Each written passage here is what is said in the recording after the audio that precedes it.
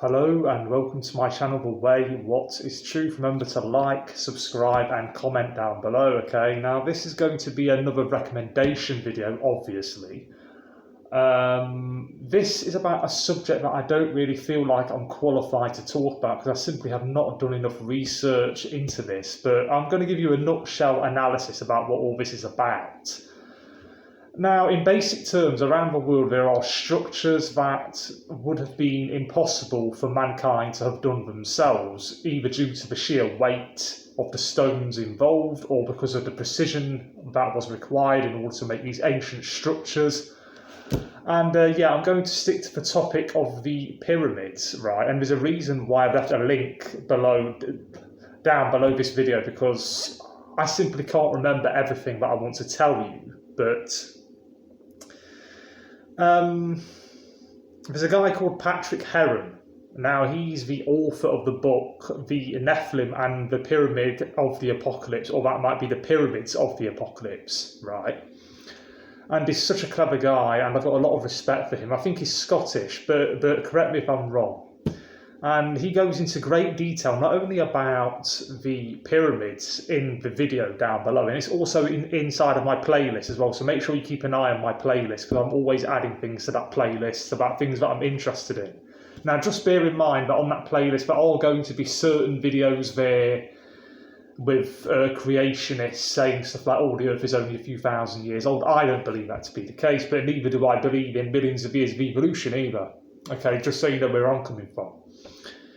But nonetheless, even when you watch the videos done by creationists, so-called creationists that believe the Earth is only 6,000 to 10,000 years old, you will notice that they get a lot of things right, like how man and dinosaurs live together, stuff like the impossibility of how ancient Egyptians could possibly create the pyramids because of the sheer size and magnitude and the mathematical genius behind it. Okay. It's just so incredible, and I feel so underqualified to talk about things like this because it's so above my pay grade, you know what I'm saying? So that's why this is a recommendation video. But inside of the pyramids, I will say this, inside of the pyramids, now, as you would expect, the kings and queens of ancient Egypt what am I saying? They're depicted as being quite a bit bigger than the ordinary people inside of the pyramid, okay? As you would expect, because often throughout history and in ancient times, kings and queens are usually depicted as being a lot bigger, as in bigger than they actually are physically compared to the common man, whether they be slaves, traders, and so on and so forth, or just the general populace, right? In order to show their status, to say, look at us, we're bigger and taller. It didn't literally mean we're 7, 8 or 9 feet in height, it's just the way they were depicted. However, in the pyramids, you'll find it's not just kings and queens that are a lot bigger than the general populace. I should imagine the average height in Egypt may have been anywhere between 5'8" and 6 foot for a man, and we're talking about depictions of many people who were huge. We're talking about huge, very, very tall people. Oftentimes they're depicted ordering ordinary people about. Sometimes they're depicted holding up those massive stones, you know. And I just find it so fascinating because I don't believe that people could have made those pyramids just on their own. I don't think they had the capability of doing so. It's like going back a few thousand years, what was it, 4,500, 5,000 years? Correct me if I'm wrong, if anyone knows exactly when the pyramids were made. In fact, many people believe there were some pyramids before Noah's flood and after as well, so it gets a little bit complicated, but it's like saying that all those thousands of years ago you could see a Mercedes E-Class parked in the middle of the desert. How on earth did it get there? That's how difficult the pyramids were to make in comparison to the general know-how of the people that were around back then. Now, a lot of people say, oh, the ancients were even cleverer than us. Okay, I don't doubt that ancient people were clever. Of course they were. They were probably cleverer than most of the people around today in some areas. But that doesn't mean to say they can make a massive, gigantic pyramid. And a lot of people, when they think of the pyramids, they just think of a giant structure that just took a lot of man labour and a lot of man hours to make. And they think, okay, they had enough know-how in order to do them, it just took a long time, and they had a method of doing it, and they did it. But it's not as simple as that. When you actually watch that video in the link down below, you'll see exactly what I'm talking about. Okay. Patrick Heron is an expert in the field. He knows just about everything there is to know about pyramids. He knows about the mathematics of them, about how they face almost exactly true north, and he goes on to explain all sorts of things. And in that video that I'm recommending, he doesn't just talk about the pyramids and how, in his opinion, they were created with the help of the Nephilim. And now the Nephilim comes from the word Nephal, which means the fallen ones, okay? And he goes on to explain stuff like how the angels aren't a load of men with huge wings, or like little cherubs with little, you know, you know how when people talk about angels, sometimes you think of a little cherub with a bowstring. Do you know when you buy those Valentine's Day cards, you see those little cherubs on them sometimes? Well, they're nothing like that. And they do look like men, which is why it's written in the Bible that mankind is made after God's own image and likeness, and we also look like the angels, and the angels look like us. The only difference is that angels are made of spirit. They're made of spirit, whilst we're made of flesh and blood. It's a different material. Right? They don't need to eat to survive. They can eat if they want to, but they don't have to eat to survive. They don't have to breathe. They don't have any physical imperfections. You know, you won't find any of them wearing glasses unless they're in disguise or something. So yeah, mankind has a lot more in common with the angels than what we think. Okay, and he goes on to explain how they fell away from heaven. They fell away from their original estate, and they lusted after women because of how attractive women are, and they of course had sex with them and produced the Nephilim, which were half human, half angels, and God hates all that, obviously. I don't want to go too in depth about all of that because that's not what this video is about. This is supposed to be a simple recommendation vid, but as you can see, I'm already rambling. Okay, so I need to end this video quick.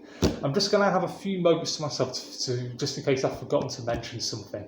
Yeah, the more you look into this, the more you'll realise that there are structures all around the world, and there are megaliths, there are massive stone foundations. Have you ever heard of the Temple of Jupiter, for example? He actually mentions it in that video.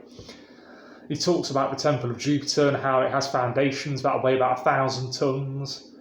And the Temple of Jupiter, I believe, was built upon the foundations of this area that was devoted to the god Baalbek. Now, Baal in the Bible means Satan, so it could well have been an area in that part of the world that was devoted to Satan, and it was like a landing platform. It was like a huge landing platform, and it had a incredibly heavy foundation that people, even today, this world is full of structures, including that foundation I told you about that's underneath the Temple of Jupiter. Even with the latest equipment, we couldn't do it. Everyone says, you know, any expert in construction and building work and architecture will tell you that we could not make the pyramids with today's modern day technology. That's how advanced those pyramids are. We could perhaps make a smaller version of the pyramids, but nothing on that scale. There are stone blocks in there that weigh within excess of 700 tons, right? So definitely check out that video below, and there is more to this world than what meets the eye, right? Don't forget that modern day historians and archaeologists have a modern day bias. They're looking at the events of the past through a modern day secular lens. So whenever they read anything, whenever they talk and read about the Greek gods, for example, or the Roman gods, or Tartarus, which is the Greek name for hell, they're viewing it from the perspective of ancient people that were superstitious. They just made up these gods, and they think they just made up stories that were passed down from one generation to the next. But the more you look into it, the more you'll realise that there's a lot more to it than what meets the eye, believe me. and a lot of this does take a little bit of a leap of faith, because a lot of people don't believe in anything unless they can see, hear and touch it. And yes, the pyramids were mentioned in the Bible, in Isaiah, I believe. Correct me if I'm wrong down below. It's in that video, again, done by Patrick Heron. The man is a legend. And I can't really add anything to what he hasn't already said. And I'm also going to add another link down below as well, which actually depicts the giants inside of the pyramids. Now, this is no joke, man. It's not just the kings and queens that are depicted as being bigger. But basically, inside of the pyramids, it depicts ordinary sized humans. Then it depicts small giants, which are still a lot taller than the ordinary humans, but they are relatively small. And then you get even bigger giants, right? And that's basically how it is. And could it be, folks, that what we're seeing inside of those pyramids isn't just symbolic or figurative or like an exaggeration of the truth, but is actual reality? They were simply depicting what we saw. Giant people, in other words, the Nephilim out of the Bible, instructing ordinary humans and using them as slaves to make those things. Because as I said earlier on, we could not make those pyramids with today's technology, never mind what we had around back then. So is it so much of a stretch to say that the Nephilim did it? I believe they did it. In fact, I'd bet my own life on it. That's how sure I am.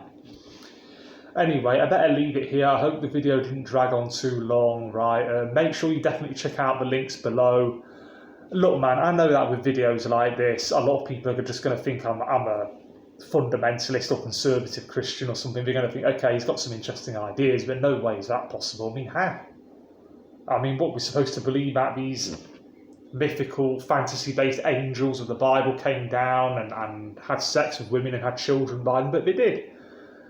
And as I said, the more you look into history, see, it's not so, you've got to look beneath the surface level of history. What we get taught in colleges and in schools, at universities, it only tells you so much, right? Modern day historians and archaeologists, for example, and so-called history experts have a modern day bias. If you look at the world through a secular, one could argue an atheistic lens, but it's more along the lines of a secular lens, and they weren't there. They weren't there to see it. Okay, but the ancient people were. What, are we supposed to believe that they were all stupid? That they made temples devoted to Zeus's daughter, Athena, for example. There's a temple devoted to Athena somewhere in Italy. I believe it's within the province of Salerno.